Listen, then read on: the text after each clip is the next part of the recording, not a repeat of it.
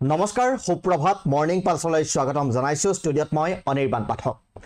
বিহাৰ বিধানসভা নিৰ্বাচনলৈ মাত্ৰ কেইমাহমান বাকী আছে এনে সময়ত ৰাজ্যখনৰ ভোটাৰ তালিকাৰ বিশেষ গভীৰ পৰ্যালোচনা অৰ্থাৎ স্পেচিয়েল ইনডেপ্থ ৰিভিজনক লৈ এটা ৰাজনীতিত তোলপাৰ লাগিছে বিৰোধী দলে এই প্ৰক্ৰিয়াক ভোটবন্দী বুলি নামকৰণ কৰিছে ঠিক যেনেকৈ 2016 চনত নোটবন্দী হৈছিল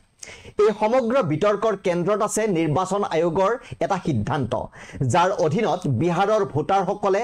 নিজৰ তথ্যৰ সত্যতা নিশ্চিত কৰিব লাগিব নিৰ্বাচন আয়োগৰ সিদ্ধান্তৰ বিৰুদ্ধে ৰাজ্যখনৰ প্ৰধান বিৰোধী দল ৰাষ্ট্ৰীয় জনতা দল চমুকৈ আৰজেডিয়ে ইতিমধ্যে উচ্চতম ন্যায়ালয়ৰ দ্বাৰস্থ হৈছে যাৰ ফলত এই বিষয়টো আৰু অধিক গৰম হৈ পৰিছে ভোটাৰ তালিকা পৰ্যালোচনা কি আৰু কিয় হৈছে এই বিতৰ্ক আহক জানো নিৰ্বাচন আয়োগে বিহাৰত ভোটাৰ তালিকাৰ বিশেষ গভীৰ পৰ্যালোচনা অৰ্থাৎ স্পেচিয়েল ইনডেপ্থ ৰিভিজনৰ নিৰ্দেশ দিছে আয়োগৰ মতে দ্ৰুতগতিত বৃদ্ধি পোৱা নগৰীকৰণ নিৰন্তৰ প্ৰব্ৰজন যুৱ নাগৰিকৰ ভোটাৰ হিচাপে অন্তৰ্ভুক্তি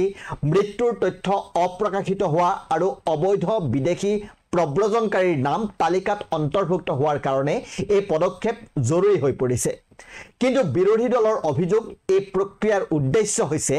দলিত সংখ্যালঘু আৰু দৰিদ্ৰ শ্ৰেণীৰ ভোটাৰসকলক ভোটাধিকাৰৰ পৰা বঞ্চিত কৰা যাতে নিৰ্বাচনত এটা নিৰ্দিষ্ট দলৰ সুবিধা হয় প্ৰথম অৱস্থাত আয়োগে সকলো ভোটাৰৰ বাবে প্ৰয়োজনীয় নথিপত্ৰ জমা দিয়াটো বাধ্যতামূলক ঘোষণা কৰিছিল কিন্তু বিৰোধী দলৰ তীব্ৰ প্ৰতিবাদ আৰু ভোটবন্দীৰ দৰে অভিযোগ উত্থাপনৰ পাছত নিয়মত কিছু শিথিলতা আনিছে নিৰ্বাচন আয়োগে এতিয়া ভোটাৰসকলে নথিপত্ৰৰ অবিহনে ফৰ্ম জমা দিব পাৰিব আৰু নথিপত্ৰসমূহ পাছত জমা দিয়াৰ সুযোগ থাকিব তথাপিও এই শিথিলতাই বিৰোধী দল আৰু সমাজকৰ্মীসকলক সন্তুষ্ট কৰিব পৰা নাই বিবিচিৰ এক প্ৰতিবেদন অনুসৰি বিহাৰৰ দৰে ৰাজ্যৰ বাবে এই প্ৰক্ৰিয়াই বহুতো প্ৰত্যাহ্বানৰ সৃষ্টি কৰিছে কোশী নদীৰ পাৰত বাস কৰা প্ৰিয়ংকাৰ দৰে মহিলা যাৰ নথিপত্ৰ বানপানীত উটি গৈছে বা দানাপুৰৰ লক্ষ্মী বেগহা মুছাহাৰীৰ দৰে অঞ্চলৰ লোকসকল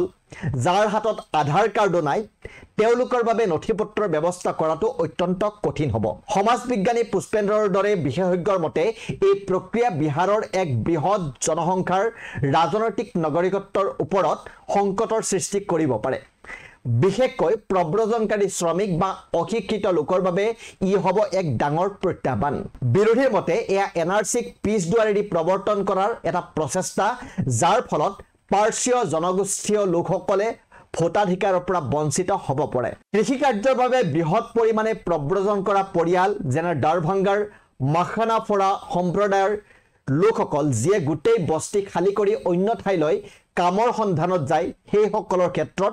বিএলৰ বাবে ঘৰে ঘৰে গৈ সত্যতা নিৰূপণ কৰাটো অত্যন্ত প্ৰত্যাহ্বানমূলক হ'ব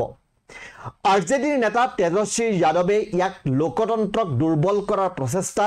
আৰু নিৰ্বাচনত পৰাজয়ৰ ভয় বুলি অভিহিত কৰিছে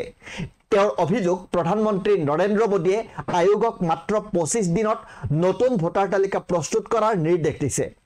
আনহাতে বিজেপি নেতা জনক ৰামে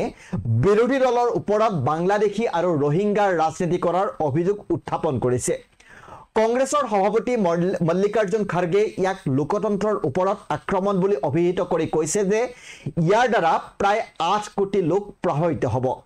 তৃণমূল কংগ্ৰেছৰ মহুৱা মৈত্ৰই উচ্চতম ন্যায়ালয়ত এই আদেশক প্ৰত্যাহ্বান জনাই কৈছে যে